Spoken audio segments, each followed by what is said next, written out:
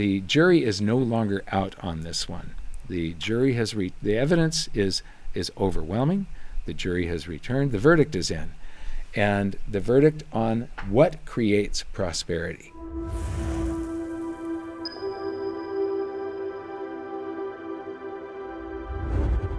Hi, this is going to be one of my most polarizing and controversial videos. I normally try to keep this channel constrained to economics, monetary history, and precious metals. And then I also go through the news of what's happening in the world, and then I try to connect all of that to economics, bringing it down to the economic consequences of what's going on. Because my mission in life is to try and create maximum prosperity for all of humanity. That's not an easy task.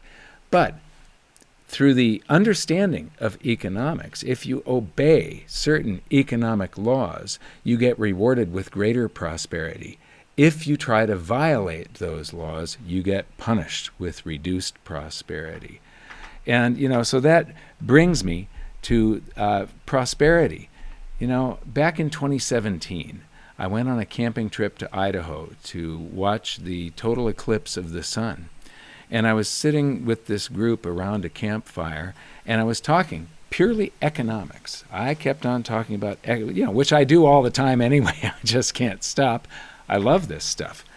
But I was talking about economics, and there was this person at the in the camping group that would cringe every time I mentioned the word prosperity. Now, prosperity, this is the difference between being able to go to a grocery store and have all that selection of food, or go to some fine restaurant, versus having to hunt and forage for the vast majority of every single day to try and prevent starvation. That is what prosperity is. But this person would just cringe every time I mentioned the word prosperity, because it was to them, I'm trying not to say him or her, to them, it was associated with the Koch brothers. And so this was a person that was very collectivist and thought that everybody should be sharing everything. And I was talking about the economics because collectivism basically violates a lot of economic laws that don't work, and there's an immorality about it, because if one person wants to opt out, the whole thing crumbles. So it has to be enforced at the barrel of a gun. Everybody has to be forced to cooperate. And basically, I'm an individualist. I don't play for the red team or the blue team. I've said many times I'm sort of a libertarian. What is a libertarian? A libertarian, originally they were called liberals, and then the Progressive Party, or the Democrats basically, ran away with the liberal word. But a classical liberal is somebody who is socially liberal to the extreme. You can do anything you want as long as you don't infringe on my rights, and I can do anything I want and live my life the way I want to live it as long as I don't infringe on your rights. So socially. But when it comes to fiscal responsibility, I'm extremely conservative. And so when I talk about economics, sometimes people that are very collectivist, very far left, perceive me as being very far right. And I'm not. I don't subscribe to either party. Both parties do want to impose quite a bit of taxes, and that needs to be, for everything to work in this type of society, it has to be enforced at the barrel of a gun, which I believe is immoral. But because this person associated this with the word prosperity with the Koch brothers and extreme right positions, that the person would cringe every time I would say that word. And then recently, freedom got added to this list. Somebody told me that every time they hear the word freedom, they just think that it's some right-wing nut trying to sell them something. And I don't consider myself left or right, and I've watched this polarization of society in horror. But I do have moral obligations of the things that I see as an obligation. And so I've got to make this video, even though it will be polarizing for some people. So this brings me down to socialism and collectivism. There's a great quote from the great F.A. Hayek. If socialists understood economics, they wouldn't be socialists. And this is quite true. And any of these, it's under socialism where you're going to share everything, like the USSR, like Mao's China, where it absolutely must be enforced at the barrel of a gun, because if anybody opts out, it doesn't work.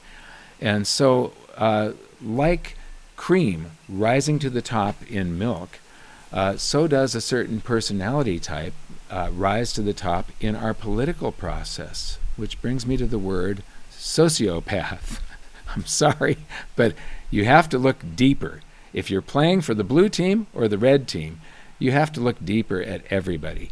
Because if you're deep on the blue team, you're going to consider anybody that's running for office in the red team a sociopath, and vice versa. If you're deep in the red team, you think anybody that's on the blue team is a sociopath.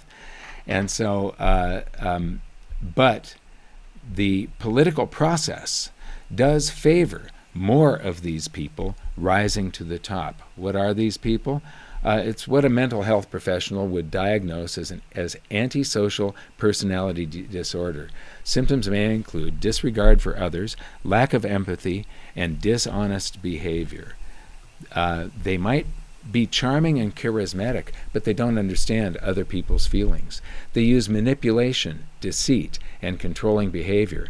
They often break rules or laws and feel little or no guilt for the harm they cause others. So the best example of this was the character Frank Underwood in the video series House of Cards. If you didn't watch it, this was a very charming guy that ended up becoming president of the United States by stabbing people in the back, basically. So anyway, the reason I have said all of that is a moral stand that I want to take, and this moral stand is based on something that just happened. And there's a person that said this, only revealed injustice can be answered. For man to do anything intelligent, he must know what's actually going on. So if there's an injustice, it's got to be revealed to everybody before we can do anything about it. And the person that said that was Julian Assange, somebody that is either considered a criminal or a hero, and there's nothing in between. It is the exact, and so this video is partially about this. Try and get to the end of this, because I think you're going to really like the end, even if you're one of the people that considers Julian Assange a dangerous criminal. So he reached a plea deal with the U.S. allowing him to go free.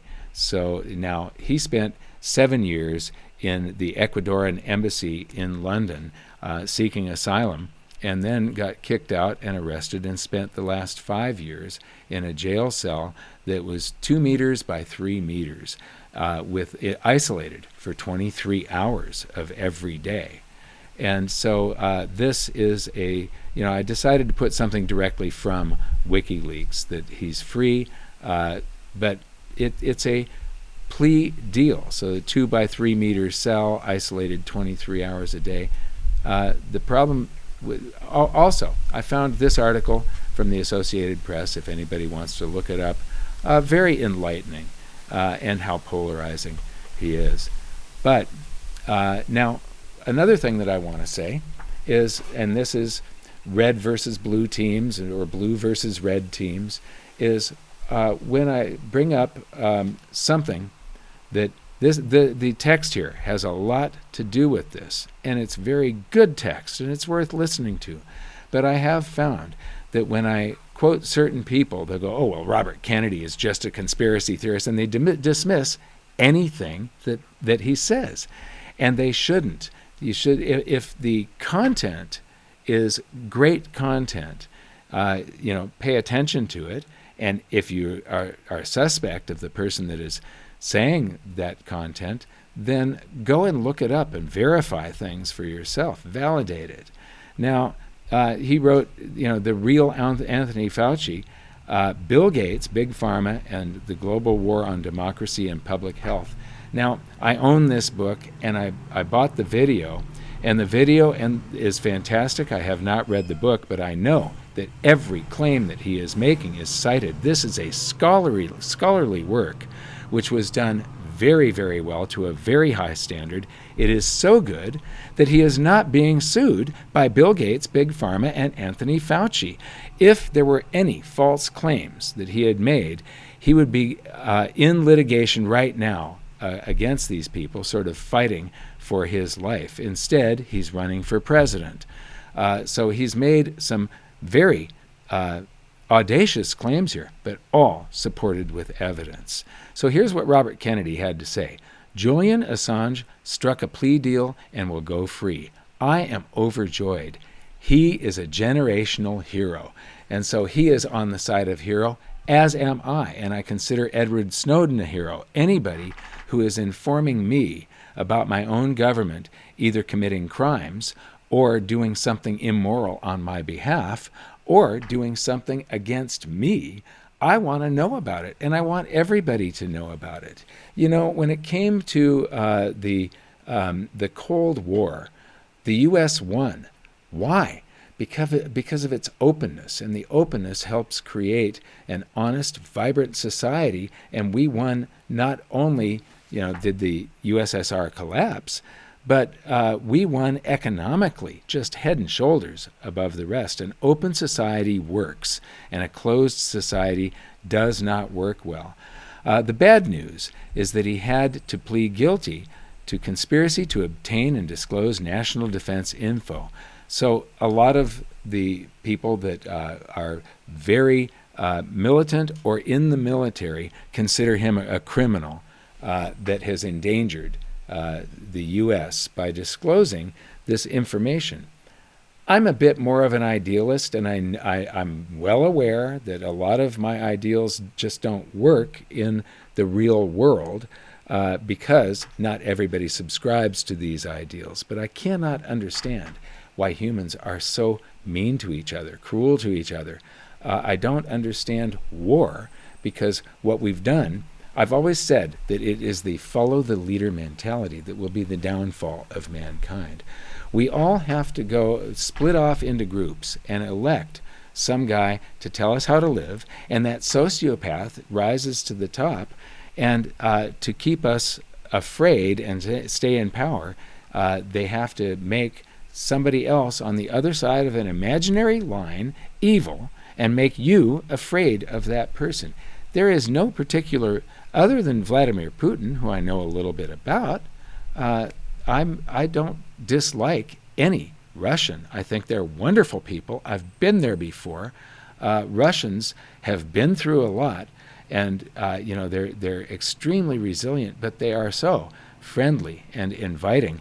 If you haven't been there once, if the world ever gets back to a normal, what I grew up as or the past 20 years has been a normal situation. It's no longer normal, but I would urge you to go there and experience it for yourself, because they are a wonderful people and it's a wonderful place. So getting back to the story, Julian had to take this. He has heart problems and would have died in prison. But the security state has imposed a horrifying precedent and dealt a big blow to freedom of the press. Freedom of the press, but also this international reach. This plea deal is with an Australian citizen who is in England, not the United States. And so the reach has been extended, but the plea deal and the freedom of the press. Daniel Ellsberg, who disclosed all of the Pentagon papers, was he was charged with basically the same thing, and the Supreme Court found that they dropped the case because he was found innocent because of freedom of the press. And I can't remember. Justice Black said that that basically said that when a government lies and sends its young men off to foreign lands to die, the citizens have a right to know. And that's, I'm just paraphrasing some things. I don't have the quote in front of me. But this is a big blow to freedom of the press, which is part of your freedom to know. And so this is something that I had to go over. And just to show you how polarizing this is, I don't particularly like this little, whatever you call that icon. So I'm not sure if I trust this site or not. Remember, there is so much misinformation, and it is so easy to create false information these days. So I don't know if this is true or not.